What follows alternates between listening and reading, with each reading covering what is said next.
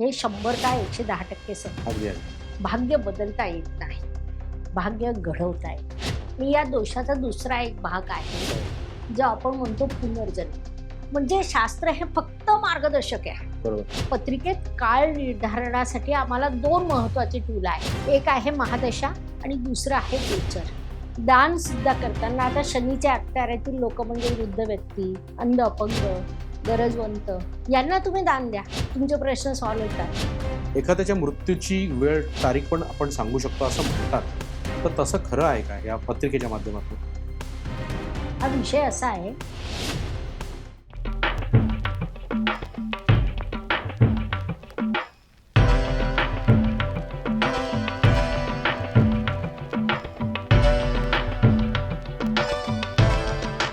नमस्कार. आजच्या अभिस्टॉक या आपल्या पॉडकास्ट शोमध्ये परत एकदा सर्वांचे स्वागत.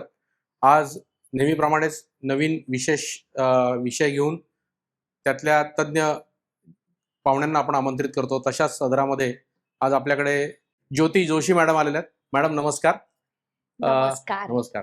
त्यांची ओळख करून द्यायची म्हणजे ज्योतिषाचार्य पदवी त्यांची आहे. त्याचबरोबर त्यांनी याच विषयात डॉक्टरेट केलेली आहे. असंख्य लोकांना म्हणजे 10,000च्या वर लोकांना साधारण त्यांनी ज्योतिष विद्येचं मार्गदर्शन केलेलं आहे. त्यांना त्याच्याबद्दल माहिती देऊन शिक्षण त्यांना दिलेलं आहे. त्याचबरोबर यूट्यूबवर त्यांचे 5 ते 7 लाखाच्या वर फॉलोअर्स आहेत आणि जळगावला त्यांचं ज्योतिष या विषयावर शिक्षण केंद्र आहे. त्याचबरोबर पुण्यात पण त्या येत असतात आणि त्याच पद्धतीचं शिक्षण देण्याचं काम आणि लोकांच्या आयुष्यातल्या समस्या सोडवून त्याच्यावर उपाय देण्याचं काम त्या करत असतात. तर असे आपले आज पाहुणे इथे आलेले आहेत. तर मॅडम नमस्कार परत एकदा तुम्हाला. नमस्कार. मला अभिस्टॉक शोवर येऊन खूप छान वाटतंय. इथे एक प्रसन्न वातावरण आहे, धन्यवाद. सकारात्मक वेळ आहे आणि हे निश्चित की तुमचं अभिस्टॉक खूप जनमानसात पोहोचेल. धन्यवाद. तुमच्या सगळ्या प्रेक्षकांचं देखील स्वागत. मी फार काही इकडचं तिकडचं न बोलता थेट मुद्द्याला हात घालतो. बरं. जे सगळ्या लोकांना बाळभूत प्रश्न पडतात की ज्योतिष या शास्त्राविषयी सगळ्यांना कुतूहल आहे. तर पत्रिका म्हणजे नेमकं काय असतं आणि पत्रिका ही कशी बनते? म्हणजे आता माझी आहे, तुमची आहे, सर्व लोकांची पत्रिका ही असते, भविष्य त्याच्यावरनं बघतात. तर नेमकं पत्रिका ही संकल्पना काय आहे आणि ती कशी बनते? खूप छान प्रश्न आहे. थँक्यू. आणि हा बाळबोध असला तरी प्रत्येकाच्या मनातलं आहे आणि किंबहुना मी सुद्धा आज तेच बोलणार आहे की जे बेसिक पासून आहे. बरोबर. तर पत्रिका म्हणजे आपल्या बोलीभाषेत किंवा सामान्य माणसाला समजेल असं, ज्यावेळी एखादं बालक या पृथ्वी तलावर येतो तेव्हा असलेली आकाशस्थ ग्रहस्थिती म्हणजे बर. आपली पत्रिका. बर. त्याला आपण जीपीएस म्हणूया. हो. जसं आपण जीपीएस पृथ्वीचं काढतो की हा रस्ता डावीकडून उजवीकडे जाईल, 14 किलोमीटर चालल्यावर विशिष्ट गाव येईल, हे पृथ्वीचं झालं. आकाशात विशिष्ट किलोमीटर चालल्यावर विशिष्ट नक्षत्र येईल, विशिष्ट राशी येईल, विशिष्ट ग्रह येईल, त्याचं तेवढं अंश असेल आणि त्याची विशिष्ट ग्रहस्थिती असेल. असेल. म्हणजे चर, स्थिर किंवा अस्त हे जे काही विविध प्रकार असतात, त्या क्षणाच्या आकाशाची संपूर्ण ग्रहस्थिती आणि ती ग्रहस्थिती इतकी परफेक्ट असते बर. की बालक जर पुण्याला जन्माला आला ना तर ती पुण्याहून जी आकाशात दिसेल ती असेल. बर. आणि तो जर लंडनला जन्माला आला तर लंडनच्या आकाशातून जे दिसेल ती असेल. ती असेल. बर. म्हणजे एवढं परफेक्ट जीपीएस म्हणजे आपली पत्रिका. बर. पण आता एखाद्या व्यक्तीचा जन्म ज्या वेळेला होतो तर त्यावेळेला त्याची पत्रिकांमध्ये जे तुमचं कोष्टक असतं त्याच्यामध्ये ग्रह जे मांडले जातात की मंगळ या स्थानात आहे, गुरु या स्थानात आहे किंवा लग्न घरात आहे, हे नेमकं काय आहे? म्हणजे समजा तुम्ही जे लोकांना विचारता की लग्न घरात तुमच्या बुध आहे, गुरु आहे, तर हे सगळं सामान्य माणसाच्या डोक्यावरनं जातं. तर नेमकं लग्न घर म्हणजे काय आणि हा. साधं जे काय आहे ते नेमकं पत्रिकेत जे काही कोष्टक असतं त्याचा अर्थ काय असतो? खूप सुंदर प्रश्न आहे. कसं होतं ना, त्या पत्रिकेत आकाशस्थ स्थिती कशी दाखवायची. बर. तर बालक ज्या क्षणी जन्माला आला तो क्षण लग्नबिंदू म्हणून दिला जातो. धरला जातो. मग तिथून मोजत पुढे जसजसं एक एक अंश, कारण ते 360 अंश आहेत. बरोबर. तर ऋषीमुनींनी काय केलं की त्या 360 अंशांना 12 भागात विभागलं. बर. मग एक भाग झाला 30 अंशाचा. बरोबर.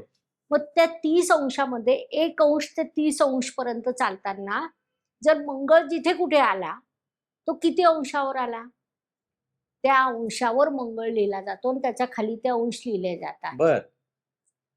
म्हणून मग आकाशातला नेमका कोणता ग्रह कुठे आहे, हो. खरं तर ही खूप आश्चर्याची बाब आहे बरोबर. की ज्यावेळी ऋषी मुनींनी या पत्रिका बनवल्या त्यांच्याकडे साधे दुर्बीण नव्हते, बरोबर.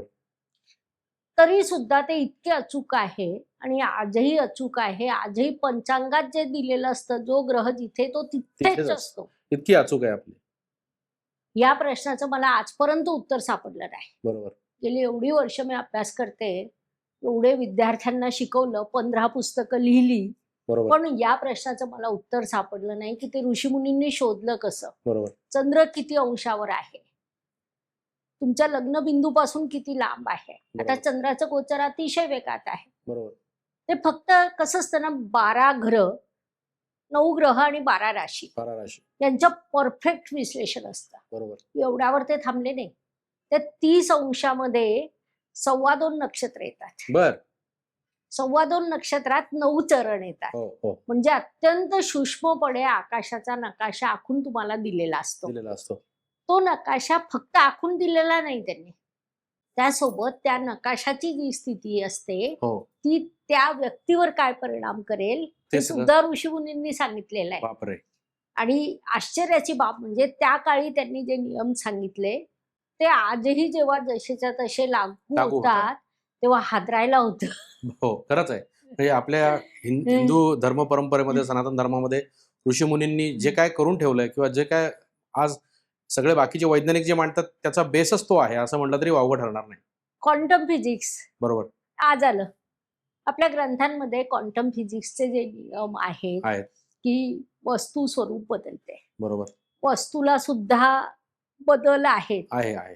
हे आपल्या वेदांमध्ये लिहिलेलं की जे बरोबर. 10,000 वर्षापूर्वी आपल्या वेदांमध्ये जे 10,000 वर्षापूर्वी लिहून ठेवलेलं त्या गोष्टीला 2024चं संशोधन पारितोषिक मिळालं. बरोबर. अगदी बरोबर. म्हणजे इतकी म्हणजे- आपली महान परंपरा आहे हो. आणि जगात त्याचं सगळीकडे आता अनुकरण व्हायला लागलं आणि आता महत्व पटायला लागलं. नाही, त्यातही एक भाग सांगते. खूप अगोदर अनुकरण व्हायला लागलं. बरोबर. अनेकांनी आपले ग्रंथ नेले, त्यातून संशोधन केले, अभ्यास केला. संस्कृत भाषेतून जे ज्ञान त्यांना मिळालं. फक्त काय झालं ना की ज्यावेळी इंग्रज भारतात आले ते त्यांच्या जागी बरोबर होते. त्यांच्याजवळ 2 पर्याय होते. एक तर स्वतःला श्रेष्ठ साबित करणं किंवा भारतीय कुठेतरी वीक आहे हे साबित करणं. मग कोणत्याही व्यक्तीचा जर स्वतःवरचा कॉन्फिडन्स कमी करायचा असेल तर त्याची पुस्तकं, त्याची ग्रंथ, त्याची संस्कृती नाकारली की तो माणूस स्वतः मागे फेकला जातो. बरोबर. म्हणजे अस्तित्वच घाला घातल्यासारखं होतं. ते त्यांनी केलं. ते त्यांच्या जागी बरोबर होते. त्यांना सत्ता करायची होती. बरोबर. आपण चुकलो. नाही, बरोबर आहे. तर मला एक असं विचारायचंय की एखाद्या व्यक्तीची पत्रिका बनली आणि त्याच्यामध्ये सगळं जर जन्माच्या वेळेनुसार अक्षांश, रेखांश आणि ग्रहांची जी परिस्थिती होती त्यानुसार ते सगळं तुम्ही पत्रिका बनवलीत, तर त्याच्यावरनं माणसाच्या आयुष्याची पुढची रूपरेषा किंवा माणसाच्या पुढचं भवितव्य, भविष्य म्हणण्यापेक्षा भवितव्य हे समजतं. तर हे कसं काय? म्हणजे एखादा व्यक्ती एखाद्या पत्रिकेतनं आपण हा शैक्षणिकदृष्ट्या कुठपर्यंत जाऊ शकणार आहे, तो व्यवसाय करणार आहे का नोकरीतच अडकणार आहे, त्याचं लग्न साधारण कधी होणार आहे, इत्यादी इत्यादी जे सगळे व्यावहारिक संपूर्ण सामान्य माणसाच्या जीवनात प्रश्न येतात, तर ते पत्रिकेच्या माध्यमातूनच त्याची उत्तरं मिळतात. म्हणजे एखादा माणूस अडकला की तो ज्योतिष शास्त्राचा आधार घेतो. तर हे सगळं इतकं बारकाईने याच्या डिटेलिंगमध्ये पत्रिकेच्या साहाय्याने हे एवढ्या सगळ्याचं अचूक निदान होऊ शकतं, हे खरंच म्हणजे अविश्वसनीय गोष्ट आहे. तर याच्या मागचं तुमचं जे काय अभ्यास आहे त्याच्यानुसार तुम्ही साधारण सांगा की हे काय नक्की आहे? त्याच्यातनं ते अतिशय सोप्या पद्धतीने मांडण्यात आलेलं आहे. बर. प्रत्येक व्यक्ती त्याची पत्रिका, तो व्यक्ती म्हणजे त्या पत्रिकेचा पहिल्या घराचं स्वामित्व. बर. म्हणजे तो व्यक्ती कसा असेल, कसा दिसेल, कसा चालेल, त्याच्या डोक्याला जखम असेल का, त्याची उंची साधारणपणे किती असेल, त्याचा रंग कोणता असेल, हे सगळं त्या घरात दिसतं. बर. मग त्याच्यानंतर येतं दुसरं घर. बर. दुसरं घर म्हणजे त्याचं धन, कुटुंब, वाणी. बर. मग इथे धन म्हणजे संचित धन. बर. तो किती पैसा गुंतवणार आहे, त्याला पारंपरिक धन किती मिळणार आहे, त्याचं कुटुंब कसं असणार आहे आणि त्याची वाणी कशी असणार आहे, हो हो. याच्यात एक सुसूत्रता आहे बघा. बरोबर. तुमच्या वाणीवर ठरतं की तुम्ही कुटुंब कसं जोडता. बरोबर. कौटुंबिक सौख्यावर ठरतं की तुम्ही धन किती जोडता. बरोबर, अगदी बरोबर. हं, आणि हे त्याच घरात आम्हाला दिसतं. त्या घराचा स्वामी, ते घर, त्या घराची पत्रिकेतली स्थिती याच्यावरून आम्ही एका घरावरून एवढे प्रश्न ओळखून घेतो. बरोबर. म्हणजे आम्ही ओळखतो म्हणजे आम्हाला ऋषीमुनींनी सांगितलं, आम्ही वाचतो फक्त, त्या बरोबर. पलीकडे काही नाही. काही नाही. तिसरं घर, तुम्ही किती प्रवास करणार आहात? बरोबर. परिश्रम किती करणार आहात? तुमचे शेजारी-पाजारी कसे असणार आहेत? बर. तुमचे भावंड कसे असणार आहेत? बापरे! हां. हे सगळं त्या तिसऱ्या घरावरून कळतं. बरं. त्याचं अत्यंत मुद्देसूद विभाजन केलेलं आहे. अच्छा. म्हणजे जर एखादा आला आणि मला म्हणाला, "मला माझ्या लहान भावासोबत पार्टनरशिप करायची आहे" किंवा त्याने सांगितलं भावासोबत पार्टनरशिप करायची आहे. तर आमचा पहिला प्रश्न असतो, भाऊ लहान की मोठा? बरोबर. कारण मोठ्या भावाचं घर वेगळं आणि लहान भावाचं घर वेगळं. बरोबर. बरोबर? मग ते घर सुस्थितीत असलं, त्याचा स्वामी सुस्थितीत असला, की गो अहेड. पण जर काही प्रॉब्लेम दिसला, बरोबर. तर प्रॉब्लेम काय दिसतोय? नेमका प्रश्न कुठे येणार आहे? हो. म्हणजे दोघांनी पार्टनरशिप केली, तर त्यांच्यात आर्थिक वाद होणार आहे, मानसिक वाद होणार आहे, बरोबर आहे. कुटुंबात दुरावा होणार आहे, ते बरोबर. तिथून कळतं. अच्छा. म्हणजे त्या घरातनं ते साधारण कळू शकतं. कारण ते 30 अंशामध्ये जसं मी तुम्हाला सांगितलं, 2.25 नक्षत्र 9 चरण आहे. त्या घराचा एक स्वामी आहे. त्या घरामध्ये असलेले ग्रह आहे. बरोबर. कोणत्या स्थानाचा स्वामी तृतीय स्थानात आला त्याच्यावरूनही ते ठरतं. त्याच्यानंतर चतुर्थ स्थान. बरोबर. ते असतं आपलं आई, हो. वाहन, सुखस्थान. आई हीच सुखाची बरोबर जननी आहे. आहे. अगदी बरोबर आहे. बालक जेव्हा जन्माला येतो तेव्हा त्याचं पहिलं घर 9 महिने आईचं पोट असतं. हो, हो. हां, म्हणजे हे मी तुम्हाला सुसूत्रता किती आहे हे सांगण्यासाठी सांगते. तिथून कळतं बालकाची आई कशी असेल. म्हणजे पत्रिका आली ना, की आम्हाला हे समजतं, की या बाळाची आई कोणत्या स्वभावाची आहे. आहे. बरोबर. मग ते संस्कार कोणते झालेले आहे. अगदी. त्याला वास्तुसुख आहे का? वाहन सुख आहे का? बरोबर. अशा पद्धतीने शिक्षण, करिअर, शत्रू, नोकरी, व्यवसाय, खर्च, इच्छा सगळ्या गोष्टी तिथे क्रमबद्ध आहे. बरं. तुम्हाला पाहिजे तर मी ते 12 घरांचं विशेषण देते किंवा पुढच्या प्रश्नांमध्ये येतील हो. तेव्हाही सांगू शकते. बरोबर. पण ह्या सगळ्या गोष्टी तिथे शब्दबद्ध लिहिलेल्या आहेत. बरोबर. नियम आहेत आणि ते नियम तसे फलद्रूप होतात आणि आम्ही स्टॅटिस्टिकली वारंवार ते तपासत असतो. बरं. म्हणजे त्या पद्धतीने ते आहे आणि तशाच पद्धतीने ते होतंय. होतंय. याचा तुमची म्हणजे रितसर अजूनही तुम्ही आमचं करता. संशोधन कायम सुरू असतं आणि प्रत्येक शास्त्राला संशोधनाची गरज असतेच. बरोबर. कारण शास्त्र हे स्थळ, काळ, वेळ अनुसरून बदललंही पाहिजे. बरोबर. तर ह्या सगळ्या प्रश्नाची उत्तरं तिथे मिळतात. तुम्ही कोणतं शिक्षण घेताय? शिक्षणाची दिशा योग्य आहे का? बरोबर. शिक्षणात अडथळे येणार आहेत का? अडथळे येणार असतील तर ते का येत आहे? मग शिक्षणाची कोणती दिशा घेतली? आता एखाद्याच्या पत्रिकेत तो 10वी पर्यंत मेरिटला असतो. हो, हो. आमच्याकडे पत्रिका येतात. मग त्याचे पॅरेंट्स विचारतात पुढे काय?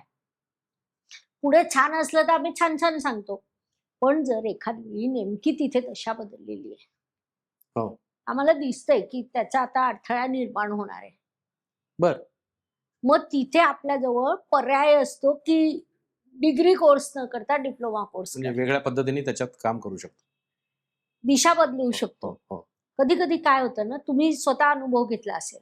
अनेक मुलं त्यांची आवड अगोदर वेगळी असते आणि एका दिवसाला अनेक आवडीचा सब्जेक्ट बदलून जातो. बरोबर. आजकाल जॉब सॅटिस्फॅक्शन हा शब्द चाललाय. जोपर्यंत मुलांना त्यांच्या डोमेनमध्ये हो. इंटरेस्ट नसेल, ते यशस्वी होऊ शकत नाही. बरोबर. मग त्यांच्या डोमेनचा इंटरेस्ट कसा तपासायचा? ते शास्त्रातून कळतं. शास्त्रातून कळतं.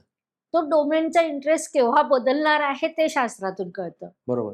ते जर लगेचच बदलणार असेल, तर आम्ही सांगतो आत्ताच शिक्षणाची दिशा बदला. बदला. कारण अनेक लोकं डॉक्टर होतात, मग तिसऱ्याच क्षेत्रात कार्य करतात. वकील होतात, चौथ्या क्षेत्रात कार्य करतात. बरोबर.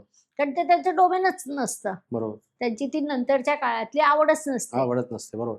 तर आपल्याला पत्रिका अगोदरच दाखवून देते. महादशा म्हणून एक काळ येतो किंवा बरं. पत्रिकेत काळ निर्धारणासाठी आम्हाला 2 महत्त्वाचे टूल आहेत. बरं.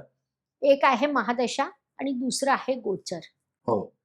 तर दीर्घकालीन प्रश्न मुख्यतः व्यक्तीचे महादशेवर डिपेंड करतात. अच्छा, म्हणजे भविष्यात अनेक वर्षाच्या त्याच्या संदर्भातल्या काही गोष्टी असतील हो. कालांतराने त्या. म्हणजे जे आम्ही दीर्घकालीन भविष्य सांगू शकतो, तर आम्ही काहीच नाही करत. आम्ही महादशेचा तक्ता पाहतो आणि हा काळ तुम्हाला असा जाईल असं 10 मिनिटात लिहून देऊ शकतो. हो, हो. कारण ते तेवढं सोपं ऋषी मुनींनी करून करून ठेवलेलं ठेवलं. बरोबर आहे. आहे, अगदी बरोबर. तर ती गोष्ट जर विद्यार्थ्याच्या पालकांना तेव्हाच कळली तर अर्धे प्रश्न पुढचे सॉल्व्ह सुटतात. होतात. म्हणजे पुढचे हां, प्रॉब्लेम्स कारण मला खूप अनुभव झाले. डॉक्टर वडील असतात, डॉक्टर आई असते. त्यांचं ठरलेलं असतं आमचा हा डॉक्टर मुलगा. आले एकदा म्हणजे आमच्या जळगाव जवळच भुसावळ गाव आहे. तिथले डॉक्टर पॅरेंट्स आले मुलाला घेऊन. म्हटलं हा खूप यशस्वी आहे. बरोबर. तुमच्यापेक्षा अधिक यशस्वी होईल, पण डॉक्टर होणार नाही. अरे बापरे! पिन ड्रॉप शांतता. इतकी पिन ड्रॉप शांतता, त्यांचे दोघांचे चेहरे पाहण्यासारखे होते. आणि तो मुलगा जो इतक्या वेळ मान खाली घालून बसला होता, त्याने थेट माझ्याकडे पाहिलं. त्याच्या मनातला तुम्ही बोललात, तोपर्यंत तो घरी ते बोलूच शकला नव्हता. की मला या विषयात रस हां. नाहीये. आणि या गोष्टीला 8-10 वर्ष झाले. बरोबर. तो मुलगा मग त्याच्या आई-वडिलांशी बरीच चर्चा झाली. म्हणजे सचिनच्या आई-वडिलांनी जर हेच ठरवलं असतं, तर भारत सचिनला मुकला असता. अगदी, अगदी. बरोबर आहे. शेवटी ती प्रवृत्ती, बरोबर आहे. मूळ प्रवृत्ती, की जी या शास्त्रातून आपण सहज ओळखू शकतो. ओळखू शकतो. बरोबर. तर ती घटनेनं माझ्या मनात कोरल्या गेली. हो. आणि तेव्हा खरं तर मी खूप आज मला विश्वास असतो, की आपण जे बोलतोय, तेव्हा तेवढा अनुभवही गाठीशी नव्हता. बरोबर. पण त्या दिवशी मी नियम लिहिला, की जेव्हा आपल्याला एखादी गोष्ट दिसते, तेव्हा योग्य पद्धतीने ती समोर पोहोचवणं आपलं कार्य आहे. अगदी बरोबर आहे. त्या घटनेने मला ते शिकवलं आणि नंतर जसं पुढे काळ गेला, तो मुलाने दिशा बदलली, कर्तृत्व गाजवतोय, आता तो छान आहे, व्हॉट एव्हर. हो. याच्यापेक्षा जास्त सांगितलं तर त्यांनाही प्रायव्हसी बरोबर. नाही, फोडण्यासारखं अगदी होईल. बरोबर आहे. तर पण ते छान जगतोय आणि होय. आज त्याचे आई-वडीलही खुश आहे. हो. म्हणजे शास्त्र हे फक्त मार्गदर्शक आहे. बरोबर. पण ती मार्गदर्शनाची जी दिशा आहे, बरोबर. ती खूप मोठी आहे. आपण आजही जर सगळ्यात श्रेष्ठ कोणाला मानत असू, तर ते गुरुदेवांना मानतो. हो, हो. ते मार्गदर्शक आहे. बरोबर. तसंच हे शास्त्र मार्गदर्शक अगदी, आहे. अगदी. म्हणजे खूपच छान तुम्ही उत्तर दिलंत. तर हं. त्यालाच जोडून एक मी प्रश्न विचारतो, की एखाद्या व्यक्तीची पत्रिका त्याच्या जन्मानंतर बनलेली असते आणि तुम्ही म्हणालात तसं कालांतराने त्याची ग्रहदशा बदलते आणि त्याच्या आयुष्यात काही टर्निंग पॉइंट येतात आणि त्याच्या आयुष्याला एक वेगळं वळण लागतं किंवा हो. त्याच्या आयुष्यामध्ये काही बदल घडतात.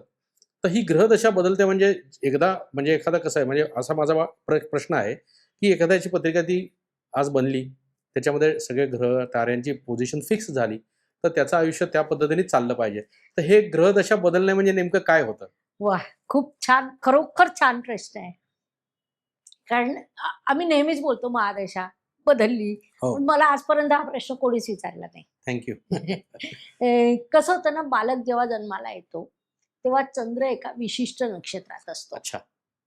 तो चंद्र ज्या नक्षत्रात असेल, त्या नक्षत्राच्या स्वामीची पहिली महादशा त्याला लागते. अच्छा. मग अशा 9 ग्रहांमध्ये आपल्या 120 वर्षाची महादशा विभागणी केलेली आहे. अच्छा. कारण बरं. तुमच्यावर 9 ग्रहांची सत्ता आहे हो, हो. आणि प्रत्येक ग्रहाला एक विशिष्ट वेळ आहे. बरोबर. म्हणजे एखाद्याचा अश्विनी नक्षत्रात जन्म झाला, तर याचा अर्थ असा असतो, की अश्विनी नक्षत्र केतूचं आहे, तर त्याला पहिली महादशा केतूची लागेल, ती 7 वर्ष असते. अच्छा. दुसरी महादशा त्याला शुक्राची लागते, ती 20 वर्ष असते. बरं. त्याच्यानंतर तिसरी महादशा रवी ग्रहाची लागते. या पद्धतीने 9 ग्रहांचं 120 वर्ष फिक्स आहे. हो. आणि गंमत काय असतं माहितीये का, की निसर्ग जे चक्र आहे, तर हे जसे 120 वर्ष असतात ना, त्याच पद्धतीने 120 दिवस, 120 महिने, 120 मिनिटं सुद्धा डिव्हायडेड असतात. बापरे! म्हणजे इतकं छोटं बारकाईने हो. त्याचं हे आहे. एखाद्याच्या पत्रिकेत केतूची महादशा आहे. बरं. त्याच्यामुळे त्याचे कुणाशी वाद होत आहेत. केतू हा कशाचा दर्शक आहे? केतू हा अध्यात्माचा दर्शक आहे. पण बरं. मी आता जे वेगळं समजवायचा हो, हो. प्रयत्न नाही ठीक आहे. करते, हरकत नाही. मी तो एक जनरल मुद्दा विचारतो. सांगते. तर एखाद्याच्या पत्रिकेत केतू महादशा आहे. बरं. त्याला ती नकारात्मक आहे.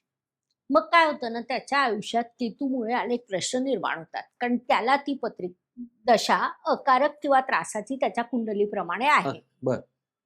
मग अशा मुलाचे अनेकांशी अनेक वाद होतात. हो. विशिष्ट वयात तो जो चांगला खेळकर मुलगा असतो, तो अतिशय विचित्र वागायला लागतो. आई-वडील गोंधळात पडतात. अचानक बदल होतो. हो. आणि तुम्ही अनुभव घेतले. कोणी हो. आपले एवढे प्रेक्षक आहे त्यांनी पण घेतलेले असतात. अगदी, अगदी. मग आम्ही त्या मुलाला काय सांगतो, "बेटा तू चुकीचा नाही. तुझी ती महादशा आहे ना, मग याच्यावर सोपं उपाय काय? तुझ्याशी कोणी पण भांडायला आलं, तुझा कुणाशी वाद व्हायला लागला, काही चुकीचं घडायला लागलं, तर 7 मिनिटं शांत बस. अच्छा. कारण 7 मिनिटानंतर 20 मिनिटं त्याला शुक्राची मिळणारच आहेत. अरे बापरे! म्हणजे असं पण आहे. इतकं सोपं आहे ते. बर. म्हणजे उपाय करायचे म्हणजे काय करायचं? तर पराशर ऋषींनी आपल्या ग्रंथांमध्ये लिहिलंय. ग्रह समजून घ्या, तारे समजून घ्या, त्यांचा स्वभाव समजून घ्या. त्यानुसार आचरण करा. तुमचं आयुष्य सुखद होतं. अगदी बरोबर. एवढ्या कठीण प्रश्नाचं. किंवा उलट सांगते, अलीकडे ते काय आहे तुमचे Apple 16 Pro हो, हो, हो. किंवा असे विविध प्रकार. यंग जनरेशन, मला हे पाहिजे म्हणजे पाहिजे म्हणजे पाहिजे, एवढंच त्यांना माहिती हट्टीपणा असतं. आहे. ठीक आहे, हरकत नाही. तो काळ असतो समजा शुक्राचा, की जेव्हा ते एखादी भौतिक गोष्टीसाठी हट्ट करतायत. बर. आई वडिलांनी 20 मिनिटं शांतपणे जाऊ द्यावी. 22व्या मिनिटाला त्याला विचारावं, की बेटा ठीक आहे आपल्याला घेता येईल, तू ठरव तुला किती उपयुक्त आहे. बर. तो किमान गांभीर्याने त्या प्रश्नाचा विचार करतो.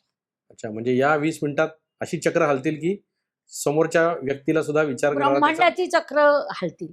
मी हे सांगण्याचं धारिष्ट्य नाही करणार की तो मुलगा बदलून जाईल, बरोबर, पण किमान विचार तरी करेल. हट्ट सोडून देईल हे पण हिंमत माझी नाही बोलण्याची, कारण यंग जनरेशन ज्या दिशेने जाते, पण ती किमान तो व्यक्ती विचार करेल.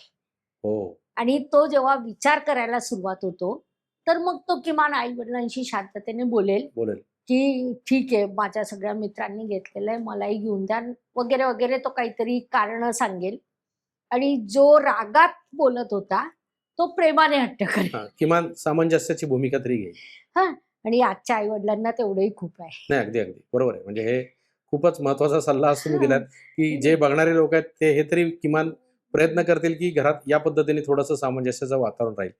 तर माझ्या मनात आता बोलताना एक प्रश्न आला, मगाशी तुम्ही म्हणालात तसं, की एक प्रत्येक जी रास आहे आपली, आता उदाहरणार्थ सिंह रास घेतली तर त्याचा राशी स्वामी सूर्यदेव आहे. हे बरोबर आहे? म्हणजे मी बरोबर बोलतो? बरोबर आहे, परफेक्ट तर आहे. हे प्रत्येक राशीचे स्वामी कसे ठरले जातात आणि काय म्हणजे नक्की त्याच्या मागचं गौडबंगाल काय?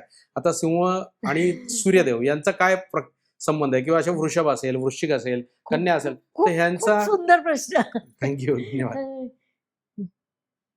आपल्याला आजपर्यंत कोणी विचारला नाही विचारलं, खरंच सांगते मी. हो.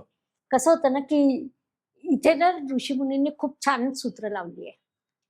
ग्रहांचा राजा सूर्य, बरोबर. प्राण्यांचा राजा सिंह. सिंह. हो, बरोबर सूत्र जुळलं. हो, हो, आणि प्रत्येक राशीला जे बोधचिन्ह दिलेलं आहे हो. ते त्याच्या स्वभावाचं प्रतिबिंब आहे. अच्छा. आता बघा, कोणतीही सिंह व्यक्ती शोधा तुम्ही, तो जेव्हा चालतो ना, तर त्याचं स्वतःच्या चालण्याकडे लक्ष असतं. तो त्याची ती आयाळ जी असते ना, ती सांभाळतो, त्याला कौतुक असतं. हे व्यक्ती स्वतःचं व्यक्तिमत्व सांभाळतात. बरोबर. एक अदा असते, स्टाईल असते चालण्याची, बोलण्याची, बसण्याची, बोलण्याची, असं स्वतःचा एक ॲटिट्यूड सांभाळून जगतात. दुसरी गोष्ट, राजा आहे. राजा स्वतः उठून कामं करतो का? नाही. लोक पण नाही करत.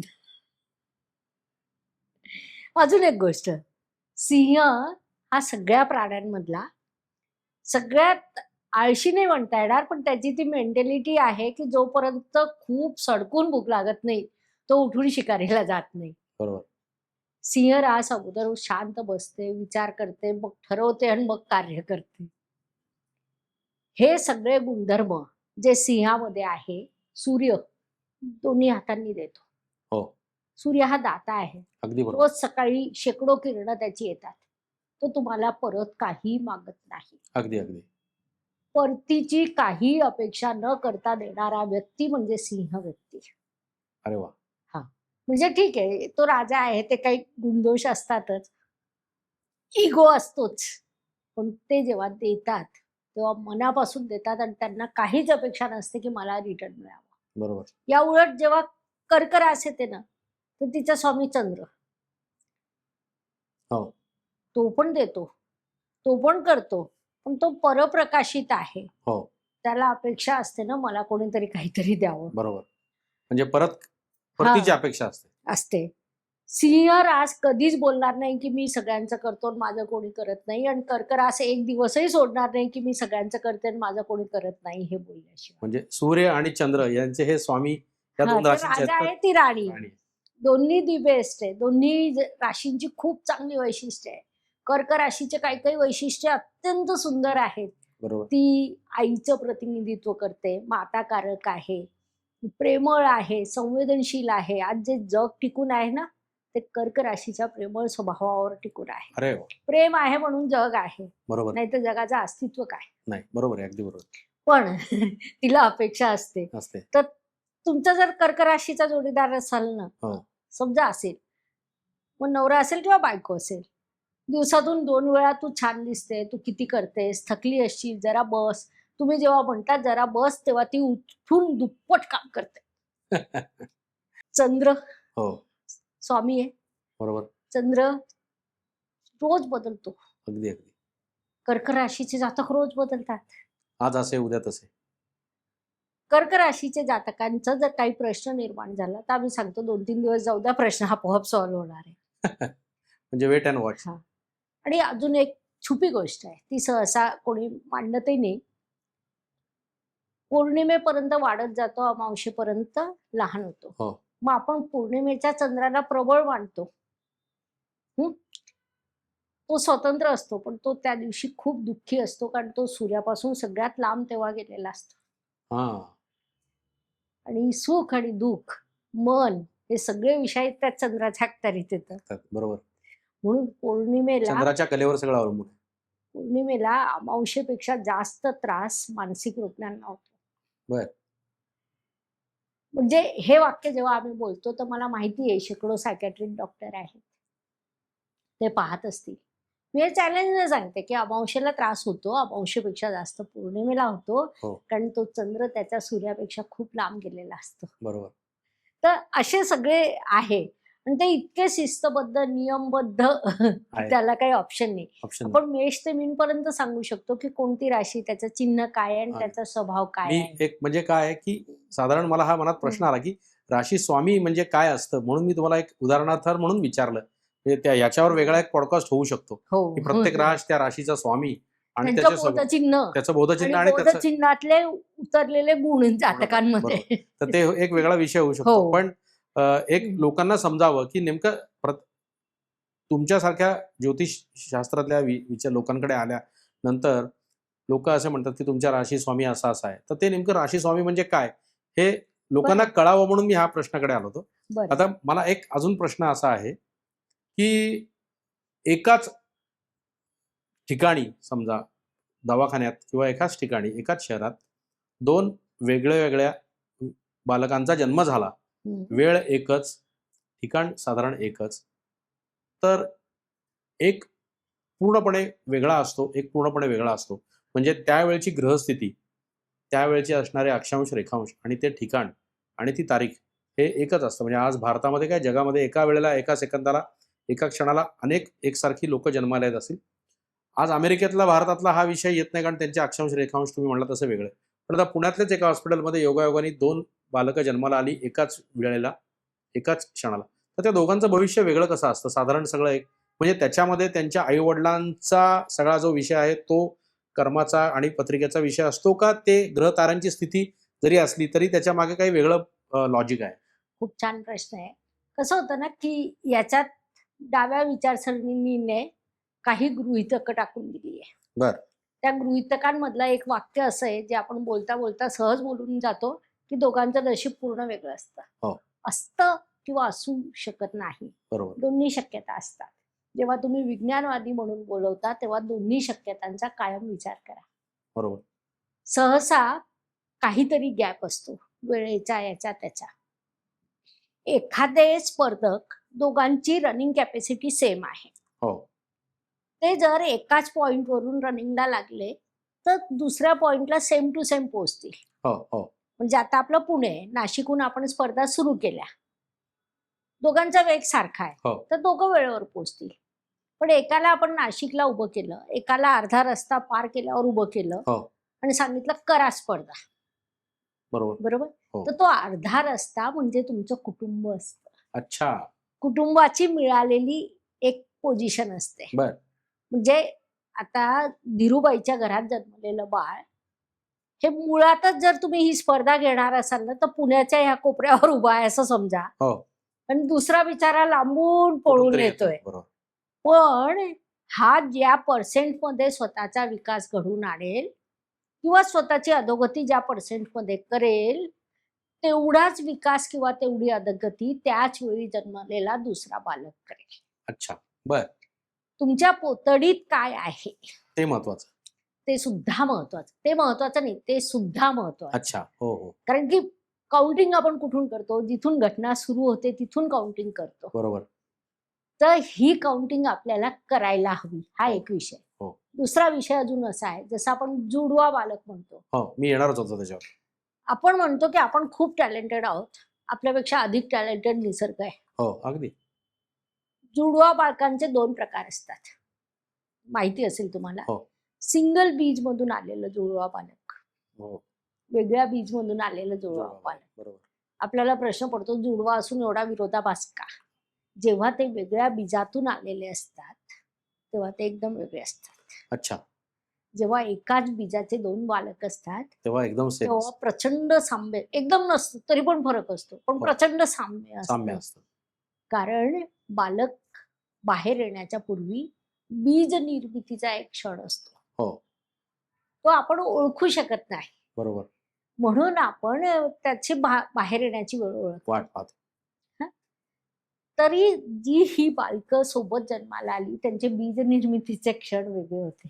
हा, म्हणून तो विषय तसा आहे. हा, म्हणजे सी काय होतं ना, हे जे विज्ञानवादी मला मान्य आहेत, तर माझं असं त्यांना आव्हान आहे, की विज्ञानाचा विचार करताना तुम्ही जसं विज्ञानाच्या एक एक गोष्टीचा बारकाईने अभ्यास करता, हो. तसं याही गोष्टीचं करा. करायला पाहिजे. बरोबर. आणि ते जसं एक एक पॉइंट एक H2O हो. अगदी परफेक्शन, तसं हे पण परफेक्शन ओळखा ना. बरोबर. असं तुम्ही मोघम कसं बोलू शकतात एकाच सिटीत, एकाच दवाखान्यात, एकाच वेळी? अरे एकाच वेळी म्हणजे काय?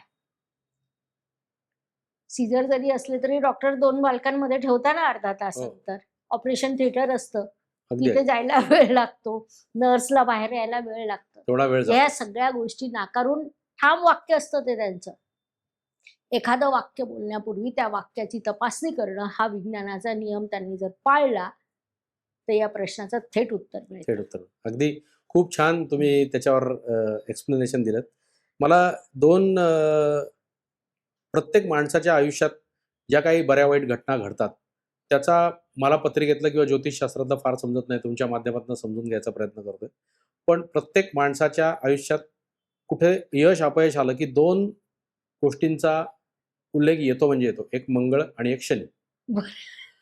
म्हणजे मुलींचं किंवा मुलांचं लग्नाचं जर गोष्ट असेल, तर पत्रिकेत कडक मंगळ आहे. त्याच्यामुळे अडचण आहे.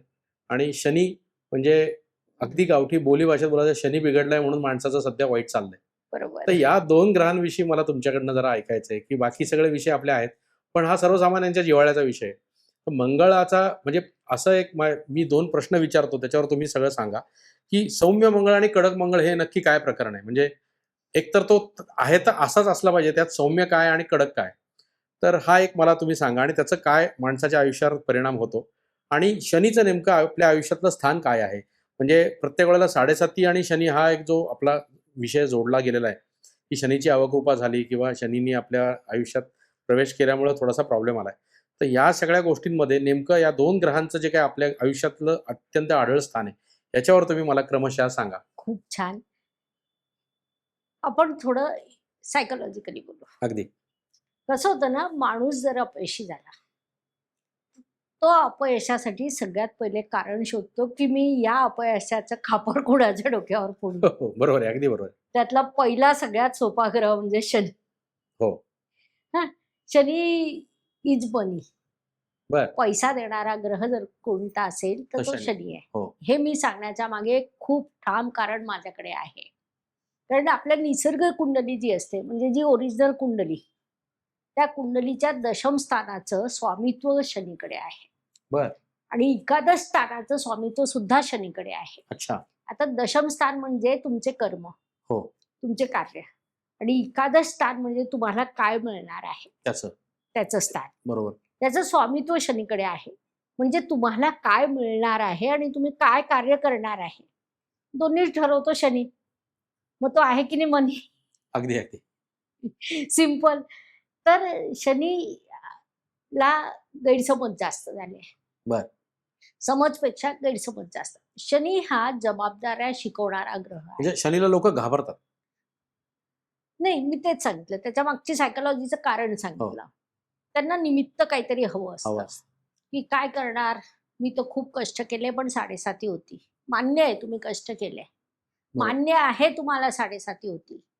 मात्र त्याच्यात तरी सुद्धा शनीच्या पलीकडे जाऊन काही गोष्टी आहेत, की जे गैरसमज जर तुम्ही सरकवले तर ठीक आहे ना. हे 6 महिने तुमचे नुकसानीत गेले, पुढचे 7 वर्ष अजून आहे.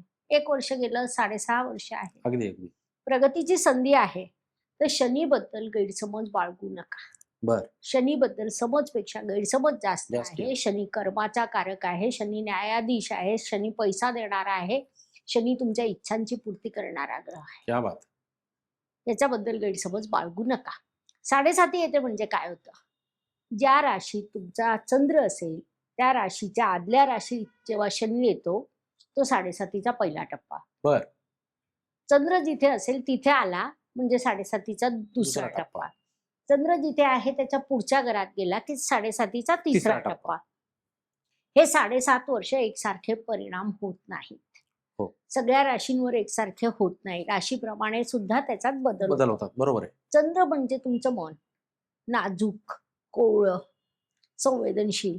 हो. शनी हा न्याय, निष्ठुर, हो. वृद्ध, वृक्ष. मग अशा मनावर शनीच्या न्यायनिष्ठुरपणाचा प्रभाव होतो. बरोबर. ते मन घाबरतं आणि म्हणून त्यांना असं वाटतं की आपल्याला 7.5 हा त्रास होतोय. हो हो. शनिदेव एकच गोष्ट सांगतात, तुम्ही तुमची जबाबदारी पूर्ण करा, मी तुम्हाला यश देईल. शनीची 7.5 येते माणसाला शिकवायला, हो, तज्ञ बनवायला, प्रश्नांतून मार्ग काढायला, नाते निभवायला. हे सगळं शिकवायला शनिदेव आलेले असतात. हो.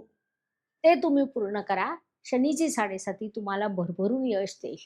कितीतरी शेकडो हजारो लोक आहेत जे 7.5 कुठल्या कुठे गेले. बरोबर आहे. मोदीजी प्रधानमंत्री सगळ्यांना माहिती आहे 7.5.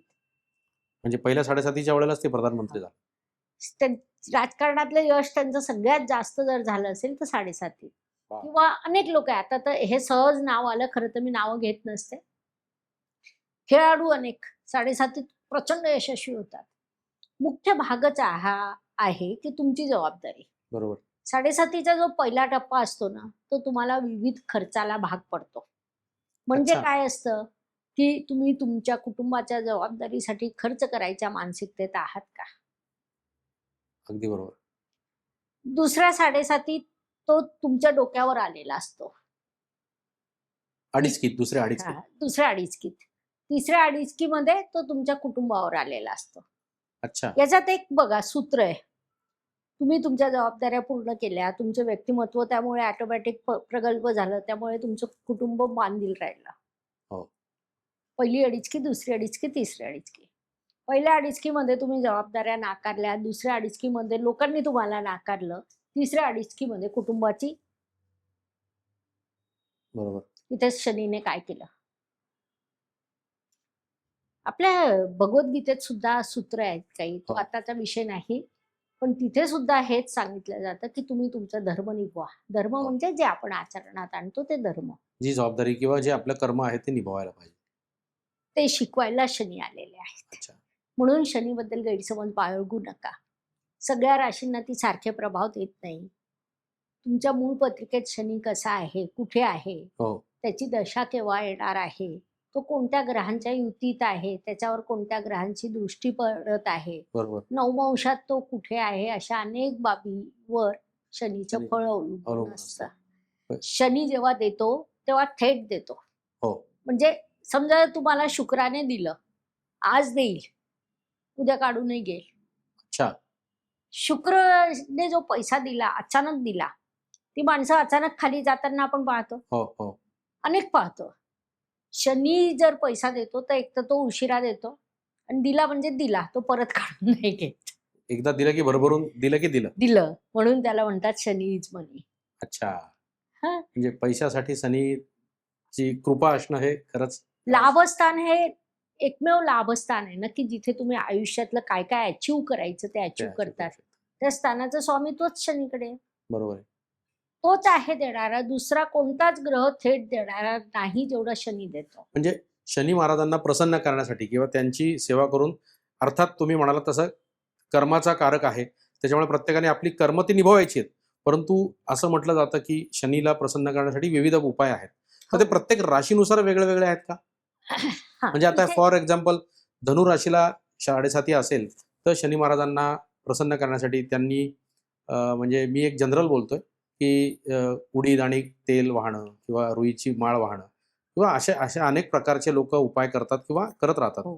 कोणी कोणी सांगतं म्हणून. तर हे प्रत्येक राशीसाठी वेगळे वेगळे उपाय आहेत का शनी महाराजांना हेच आवडतं, म्हणजे रास कुठली असली तरी उपाय एकच असं काही आहे का? याच्यात दोन वेगळे प्रकार आहेत. एक उपाय असतात ग्रहाप्रमाणे अच्छा. आणि एक उपाय असतात राशीप्रमाणे. ओके. आम्ही जेव्हा उपाय सांगतो उपायशास्त्रात, तेव्हा आम्ही सांगतो प्रत्येक ग्रहाचं एक नातं दाखवणारी व्यक्ती आपल्या आयुष्यात असते. बर. शनीचं नातं दाखवणारे आपल्या आयुष्यातील व्यक्ती म्हणजे आपल्या कलिग. हो सर्व्हिस इंडस्ट्रीमध्ये आपण ज्यांच्याकडनं सर्व्हिस घेतो हो.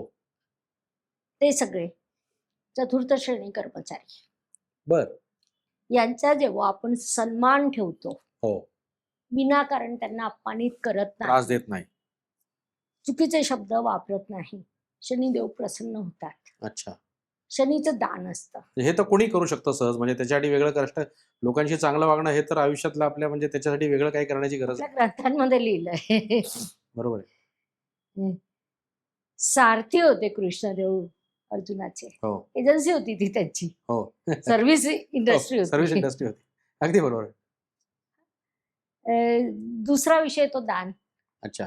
दान सुद्धा करताना आता शनीच्या अखत्यारीतील लोक म्हणजे वृद्ध व्यक्ती, अंध अपंग, गरजवंत, यांना तुम्ही दान द्या, अच्छा. तुमचे प्रश्न सॉल्व्ह होतात. एक नंबर उपाय म्हणजे मंत्र त्या ग्रहाचे.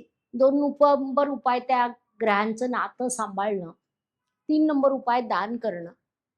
आणि त्यानंतर असे छोटे छोटे छोटे छोटे छोटे छोटे अनेक उपाय आहेत. अनेक उपाय आहेत.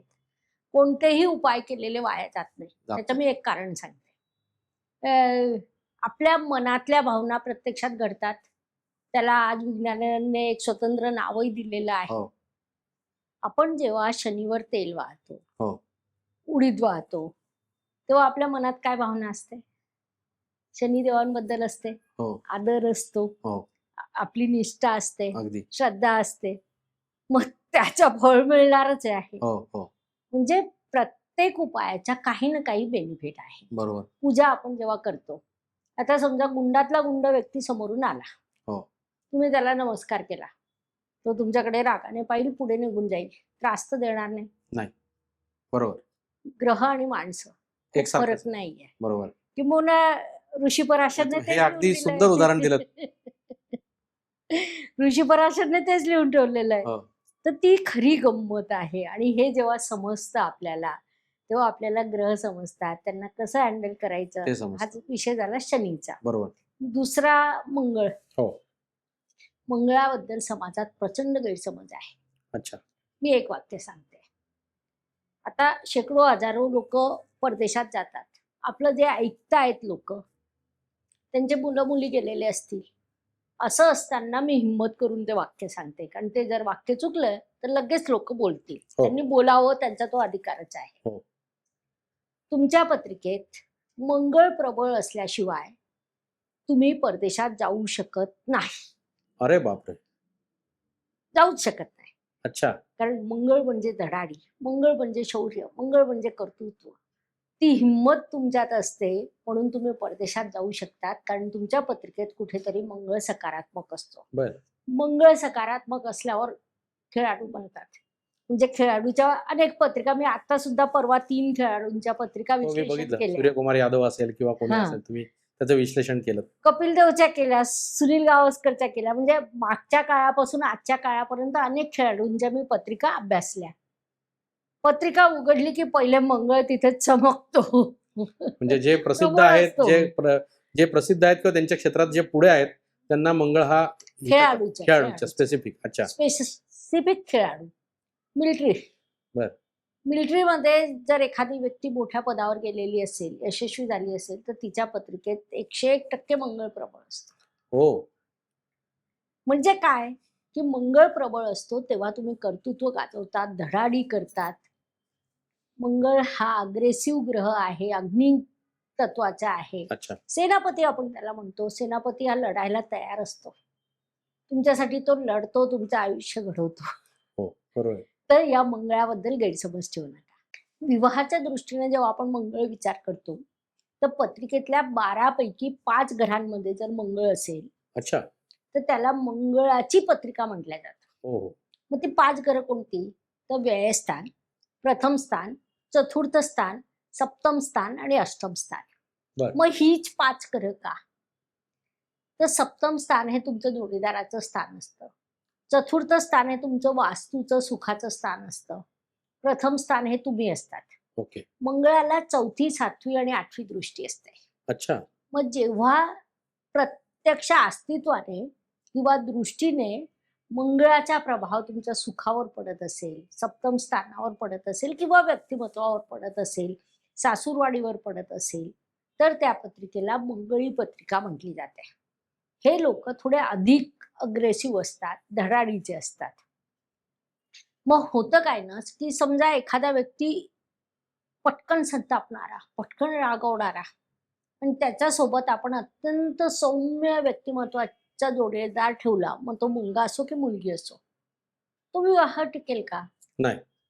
एवढा सोपा नियम आहे. अच्छा. आणि होतं काय ना, की 12 पैकी 5 ग्रह जर मंगळ असेल तर मंगळी म्हटली जातात.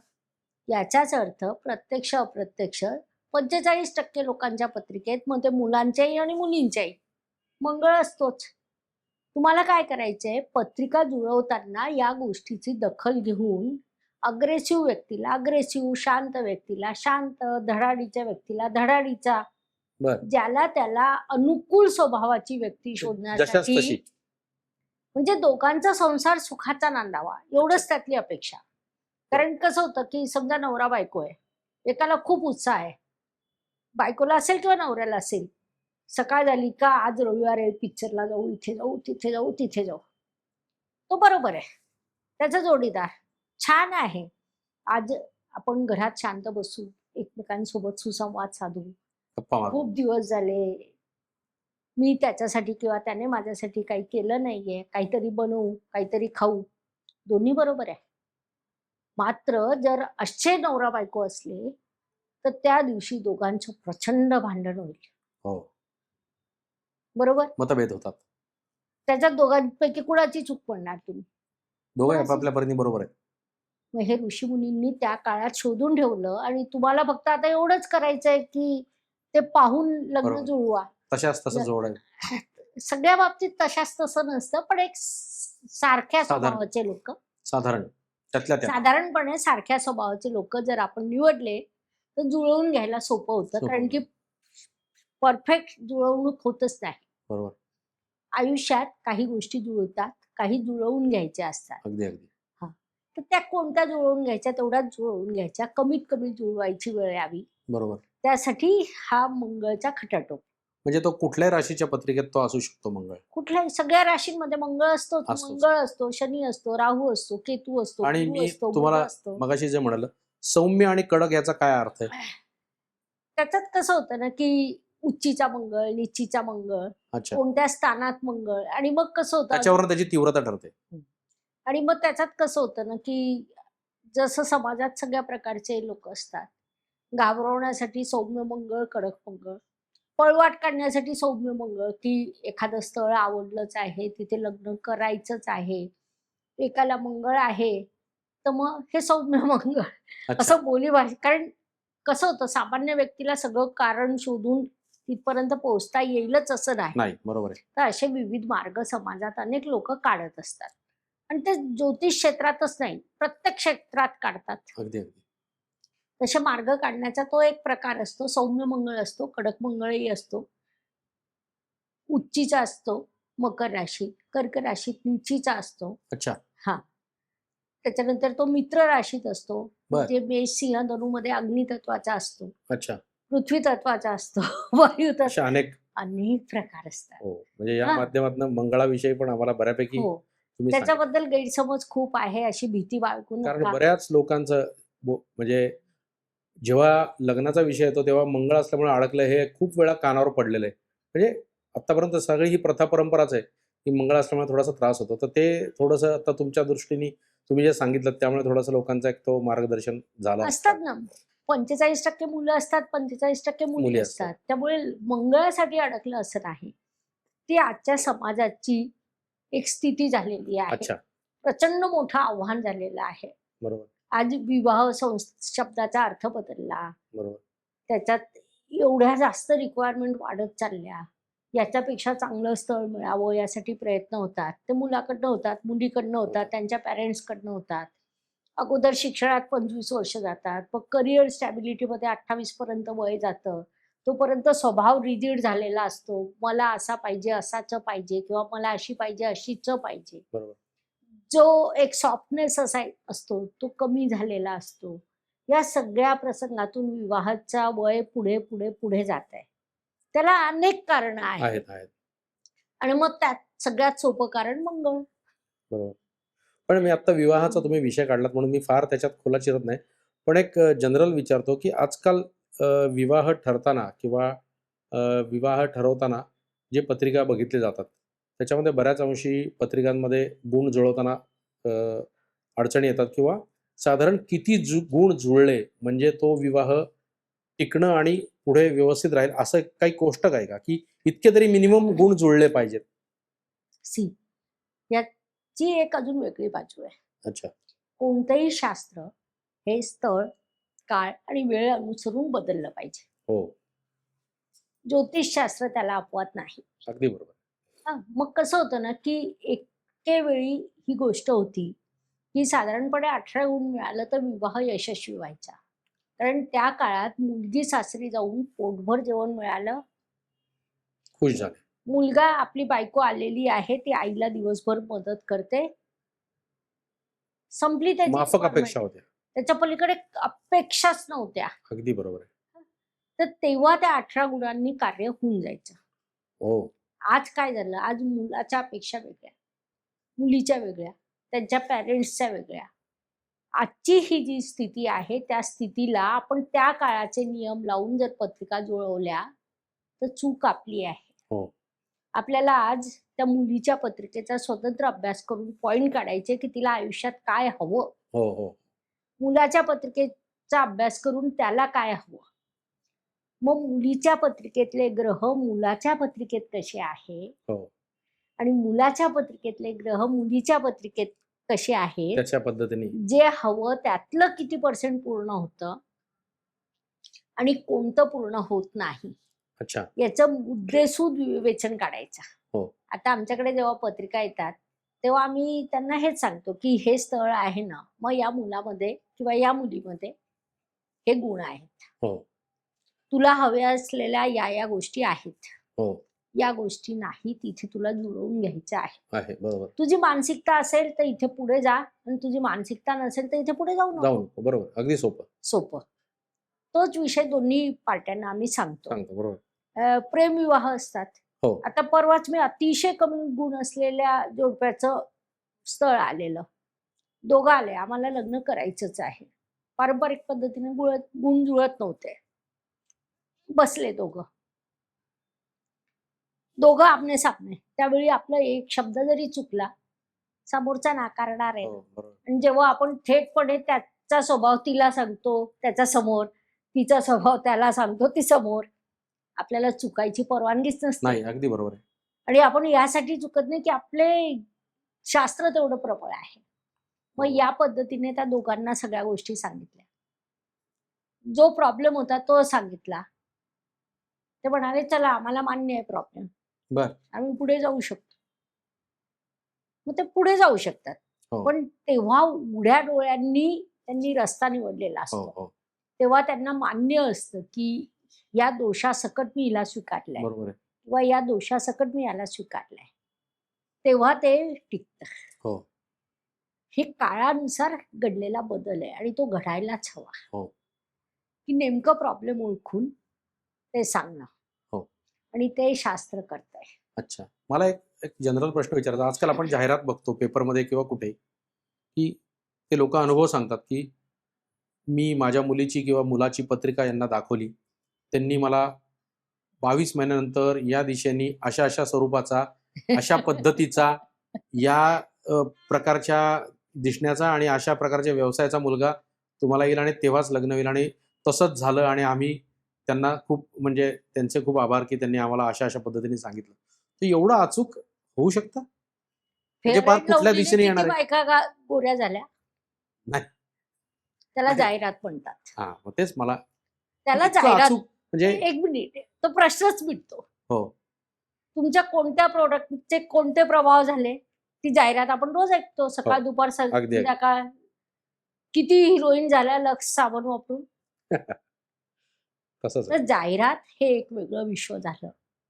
शास्त्र हे एक वेगळं विषय झालं. म्हणजे या सगळ्या प्रकारच्या प अतिशय चांगल्या विद्येचा लोकं व्यवसाय म्हणून वापर करून लोकांना मिसगाईड पण करतात. हे पण साधारण दिसतं असं. हा मानवी स्वभाव झाला. बरोबर. म्हणूनच मी तुम्हाला उदाहरण दिलं. आता ही चांगली कला आहे ना, की विशिष्ट जडीबुटीपासून विशिष्ट वस्तू वापरून रंग फ्रेश करणं, चेहऱ्याला ग्लो आणणं, कला आहे. बरोबर. त्याचा गैरवापर लोकं करतात. हो. वर्षानुवर्ष करतात. आपण वर्षानुवर्ष ते ऐकतो आणि तसंच फॉलो करतो. हो. ही मानवी विषय झाला. मानवी विषय. हां, मग तो एका विशिष्ट सेक्टरला आपण नाही जोडू शकत. जे मानवी कॉमन विषय आहे, हो. ते सगळ्या सेक्टरमध्ये लागू आहे. आहेत, आहेत. त्यासाठी फक्त ज्योतिषशास्त्र शोधून इथे हा दोष आहे, हो. म्हणून त्याची मांडणी होऊ नये असं माझं मत आहे. बरोबर. नाही, अगदी बरोबर आहे. म्हणजे हा पण एक लोकांना संदेश आहे. मी एक शेवटचे 2-3 प्रश्न तुम्हाला विचारतो अगदी.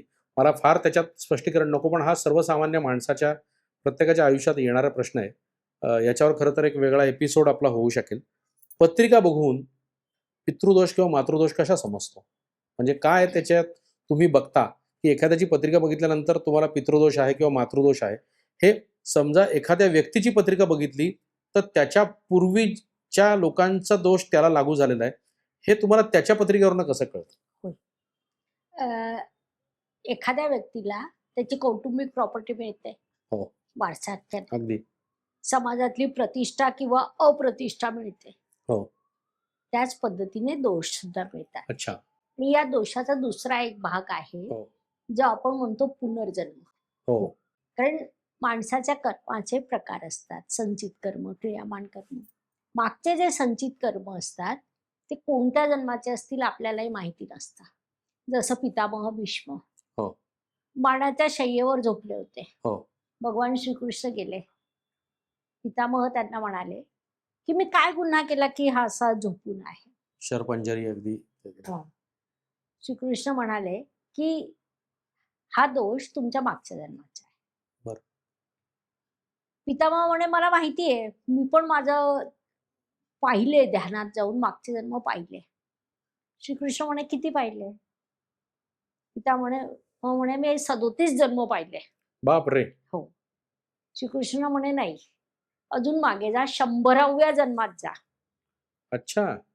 मग पितामह पुन्हा ध्यानस्थ होतात, तिथे जातात. ते पाहतात त्यांच्या हातून चुकून एका हरणाला बाण लागलेला असतो आणि त्या बाणाचं टोक असतं, म्हणून तिने तो दिलेला शाप असतो. म्हणून ते बाणाच्या शय्येवर झोपले. झोपले. अच्छा. मग कथा इथे संपत नाही. मग पितामह म्हणतात, की मग 100 जन्म का लागली मला? लगेचच का रिझल्ट नाही मिळाला? हां. श्रीकृष्ण असतात. त्याच्यानंतर 99 जन्म तुम्ही त्या पहिल्या कर्माला सपोर्ट देणारा दुसरा अपकर्म केलं नाही. अच्छा. म्हणून तुम्हाला ते फळ तेव्हा मिळालंच नाही. ओह! मग पितामह भीष्म एकदम रागवतात. मग मी या जन्मात काय केलं? श्रीकृष्ण असतात. द्रौपदी स्वयंवर. तिथे असून सुद्धा तुम्ही गुन्हा करणारा जेवढा गुन्हेगार आहे, त्या गुन्ह्याला अबोल सपोर्ट करणारा सुद्धा तेवढाच गुन्हेगार आहे. बरोबर आहे. स्त्रीचा सन्मान, स्त्रीचं मान अत्यंत महत्त्वपूर्ण आहे. ज्या ज्या ठिकाणी स्त्रीच्या सन्मानाला धक्का पोहोचतो, तो समाज ते राज्य रसातळाला गेल्याशिवाय राहत नाही. अगदी अगदी. हे आपल्या ग्रंथांमध्ये आपल्याला वेगवेगळ्या पद्धतीने लिहून दिलेलं आहे. हो. म्हणून स्त्रीचा सन्मान अत्यंत महत्त्वाचा आहे. तुमच्या कुटुंबात जर तुम्ही स्त्रीला त्रास दिलेला असला 2 पिढी अगोदर, 3 पिढी अगोदर, जेव्हा हा दोष दिसतो, आम्ही विचारतो, तेव्हा कळतं की हो 2 पिढी अगोदर एक महिला अशी अपमृत्यू आली. अच्छा. साधारण त्याच्यावरनं अंदाज येतो. पत्रिकेतून दिसतं. म्हणजे एवढं आपल्या ऋषीमुनींनी करून ठेवलंय, की ते आजच्या दिवशी नुसतं त्याच्यावर अभ्यास करून काम वाचायचं. केलं तरी खूप हे आहे. पण हे खूप जबाबदारीने जबाबदारीचं बोलावं बोलणं. लागतं. तेवढा अभ्यास पाहिजे, तेवढा अधिकार पाहिजे. मला एक फार मी पुढे जात नाही. मला एक 2 प्रश्न आहेत. एक म्हणजे असा आहे, की माणसाच्या पत्रिकेवरनं माणसाच्या आयुष्याची पूर्णपणे रूपरेषा आपल्याला समजते. ते तुम्ही सांगितलंत. प्रत्येक ग्रहानुसार त्याचं कर्म काय असेल, त्याची आर्थिक परिस्थिती काय असेल, त्याचे नातेसंबंध कसे असतील, हे सगळं करत असताना त्याच्या आयुष्याच्या वेगवेगळ्या टप्प्यावर जे बदल घडत जातात. तुम्ही जसं मगाशी म्हणालात महादशा असते आणि त्याच्यानुसार त्या पद्धतीच्या गोष्टी घडतात आणि त्याच्या आयुष्यात बदल घडतात. तर या सगळ्या गोष्टींना सामोरं जात असताना समजा तुम्हाला जर काही गोष्टी दिसत असतील, की आता तुम्हाला ही महादशा लागतीये, तर अशा गोष्टींची संकटांची चाहूल लागल्यानंतर प्रत्येक म्हणजे मी एक हायपोथेटिकली उदाहरणार्थ बोलतोय, की प्रत्येक गोष्टीला असे काही उपाय असतात का शास्त्रामध्ये, की त्याची तीव्रता कमी करू शकतो आपण? का कुठल्याही म्हणजे काही विज्ञानवादी लोक तुम्ही म्हणलात तसं म्हणतात, की कुठल्याही ग्रहाची शांती किंवा अशा पद्धतीच्या गोष्टी करून कुठल्या गोष्टी साधल्या जात नाहीत. परंतु ज्योतिषशास्त्रात किंवा आपल्या वेदांमध्ये किंवा अनेक ऋषीमुनींनी दिलेल्या परंपरांमध्ये असं दिसतं, की त्या वेळेला त्या पद्धतीची जर गोष्टी समोर येऊ घातल्या असतील आणि त्याची आगाऊ कल्पना जर तुम्हाला आली, तर तुम्ही तशा पद्धतीचे उपाय केलेत, तर तुम्ही त्याची सुटका कदाचित त्यातनं होऊ शकणार नाही, पण त्याची तीव्रता कमी होऊन त्याच्यातनं तुम्ही सोसू शकाल इतपत तुम्ही मार्ग काढू शकता. बरोबर. तर हे आहे का आणि तसं असतं का? हो. तुम्ही जर जळगावला आलात, हो. माझं ऑफिस आहे हार्ट ऑफ द सिटी. त्या ऑफिसच्या बाहेर मी लिहून ठेवलेलं आहे, इथे भाग्य बदलून मिळणार नाही. हो, बरोबर. हे 100 काय 110% सत्य. अगदी, अगदी. भाग्य बदलता येत नाही. भाग्य घडवता येतं. हो. आता दिसतंय की तुमची महादशा बदलणार आहे. हं? मग तुम्ही त्या काळात किती रिस्क घ्यावी आणि किती घेऊ नये. हो. तुमचा काळ चांगला येणार आहे. Go ahead. माती उचला सोनं होणार आहे. घाबरू नका, रिस्क घ्या. बरोबर. कठीण काळ येणार आहे. स्वतःची काळजी घ्या, कुटुंबाची काळजी घ्या, कमी रिस्क घ्या, विचारपूर्वक कार्य करा. किंवा अजून जास्त सोप्या भाषेत सांगायचं झाल्यास, जर आपल्याला माहिती आहे कच्चा रस्ता आहे तर गाडी 20च्या स्पीडने चालवा. हो. हायवे आहे 80, 100, 120, 140. बरोबर. हां. मग याला आता मला माहिती नाही, याला हा उपायच आहे. त्याच्याने भाग्य बदलतं पण. हो. पण ते तुमच्या भाषेत किती यशस्वी उपाय हे तुम्ही ठरवायचं. तुम्ही ठरवायचं. बरोबर आहे. म्हणजे उपाय आहेत, पण त्याची कितपत आपल्या गोष्टींनी हां, 100% भाग्य बदलत नाही. नाही. तुमचा जो मातीचा कच्चा रोड आहे तो कच्चाच रोड राहणार. बरोबर. हां, जर तुम्हाला माहिती असलं ना, तर मातीवर चालणारं व्हेइकल तुम्ही घेऊ शकता अगोदरच. असे उपाय सुद्धा आम्ही देतो. बरोबर. की महादशा बदलली. आता शुक्र ग्रहाची महादशा गेली, रवी ग्रहाची महादशा आली. तर शुक्र ग्रहाच्या महादशेत जर तुम्ही लक्झरी प्रोडक्ट विकत असले, तर रवी ग्रहाच्या महादशेत प्रोडक्ट बदलून टाका ना. हो. अगदी, अगदी. बरोबर आहे. एवढं सोपं आहे ना ते. सोपं आहे. बरोबर. मी तेच म्हटलं मातीचा रस्ता आहे ना, गाडी बदलून टाका. बरोबर. पण म्हणजे या पद्धतीने पण गोष्टी आपल्याला होतात. भाग्य बदलत नाही. बदलत नाही. नशीब बदलत नाही. नशीब तेच राहतं. बरोबर. तुम्हालाच ती वाटचाल करायची करायची आहे. असते. पण त्यातली अनेक प्रश्न सौम्य करता येतात. बरोबर आहे. योग्य पद्धतीने करता येतात. त्यासाठी प्रत्येक वेळी पैसा लागत नाही. आजही मी जेवढे उपाय सांगितले, एकाही उपायाला एकही रुपया खर्च पैसा होणार नाही. बरोबर. ते सगळे ग्रंथांमध्येच आहेत. अगदी, अगदी. तर असे शेकडोने उपाय आहेत. आहेत. बरोबर आहे. म्हणजे त्याच्यावर काम केलं तर त्यातनं गोष्टी निभावून नेऊ शकता येतात. होय. फक्त पूर्णपणे तुम्ही म्हणाल तसं भाग्य बदलता येत नाही हे तर तिरवारा सत्य आहे. हं. पण साधारण आपण किती माणसाची सोप्या प्रश्नावर बोललो, घरातले वाद. ते भाग्य बदलणंच नाही झालं का? बरोबर आहे, अगदी बरोबर आहे.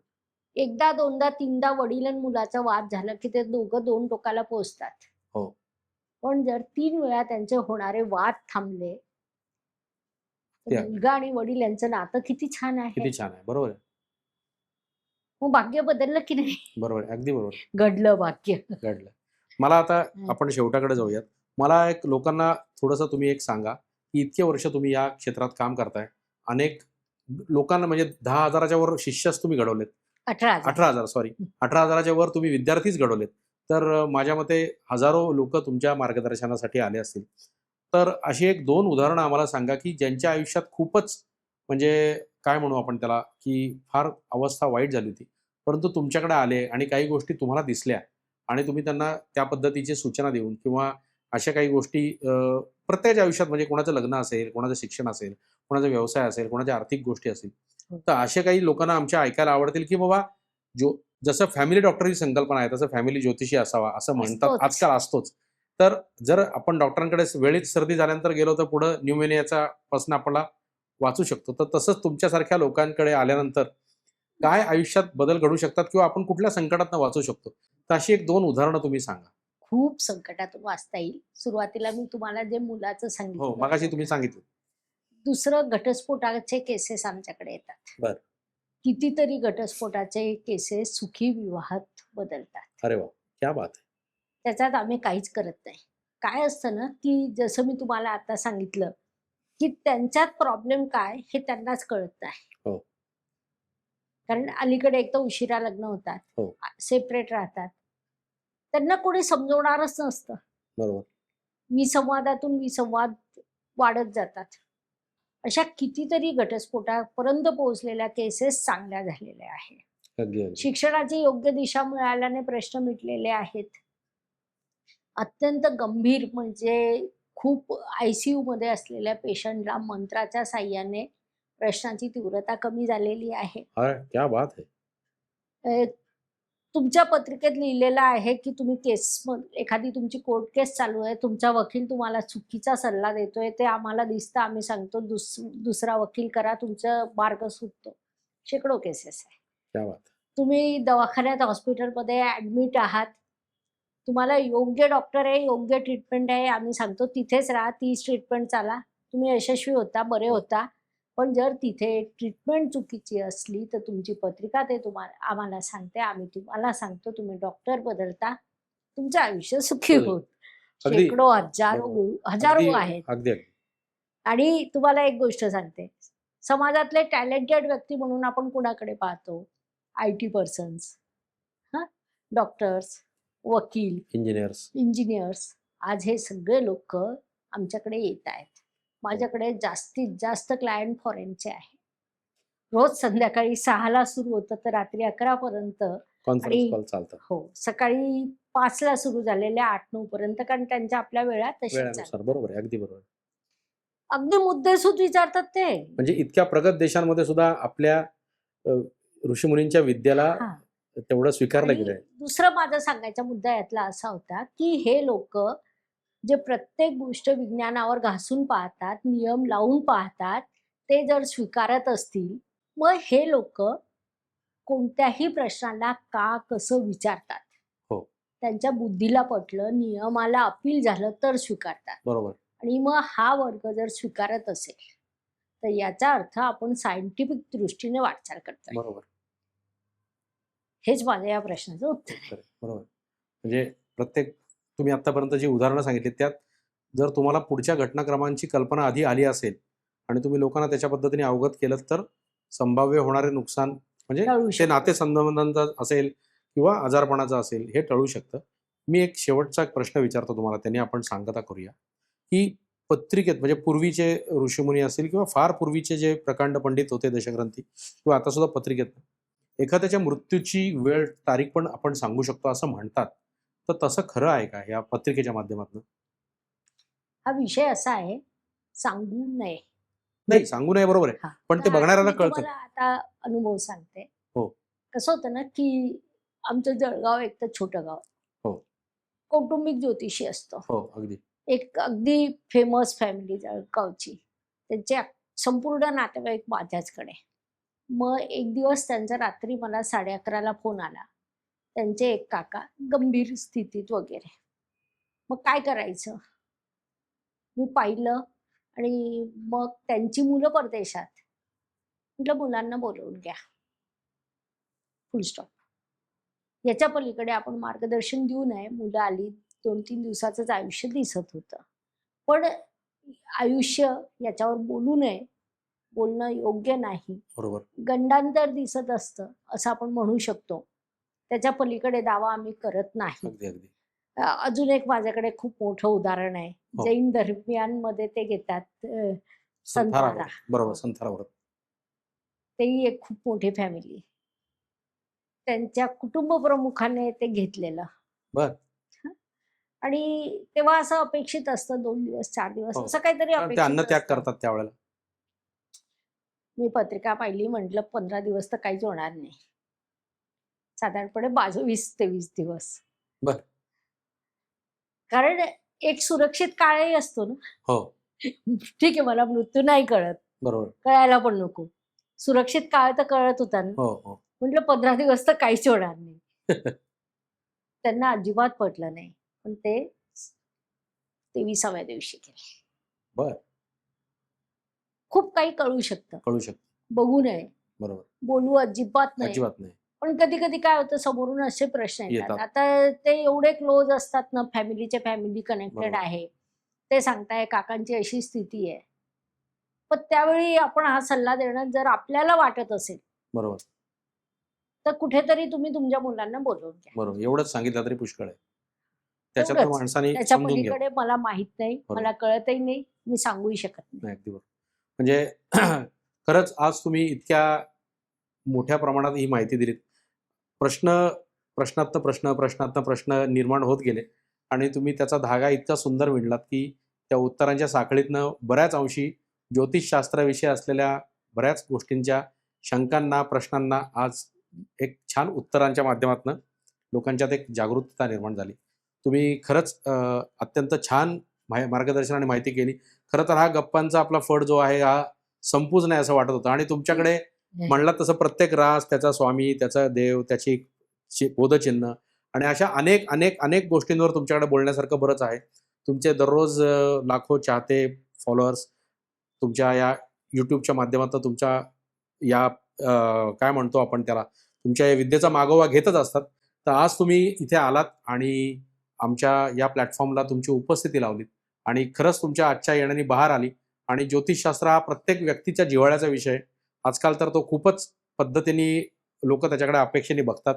तुम्ही खूप छान पद्धतीने आज अतिशय रसपान पद्धतीने त्याचं विवेचन केलं, तर त्याबद्दल मी तुमचे खूप मनापासून आभार मानतो आणि परत पुढचा पण मी निमंत्रण देईन तुम्हाला, कारण तुम्ही जळगावला असता, कधी पुण्यात येणं झालं तर वेगळा विषय वेगळ्या पद्धतीने घेऊन आपण परत लोकांसमोर येऊया आणि परत मी लोकांचेही आभार मानतो की अशाच पद्धतीने तुम्ही आम्हाला स्वीकारतात आणि मॅडम तुमचे पण मनपूर्वक आभार. खूप खूप खूप छान. धन्यवाद. अभिज टॉकच्या सगळ्या प्रेक्षकांचं स्वागत, आपलं स्वागत. आपण धन्यवाद. खूप प्रगती करावी, यशस्वी व्हावं, अगदी अगदी. शास्त्राचा प्रचार प्रसार करावा, शेवटच्या माणसापर्यंत, शेवटच्या घरापर्यंत हे शास्त्र पोहोचावं, हे आमचं स्वप्न आहे. धन्यवाद. Thank you. शुभम भवतु. जय ज्योतिष. परत एकदा तुमच्या सर्वांचे आभार आणि अशाच नवीन विषय आणि नवीन पाहुण्यांना घेऊन आपण भेटत राहू. पुढच्या वेळेला नवीन विषय, नवीन गोष्टी, नवीन पाहुणे. तोपर्यंत धन्यवाद. थँक्यू.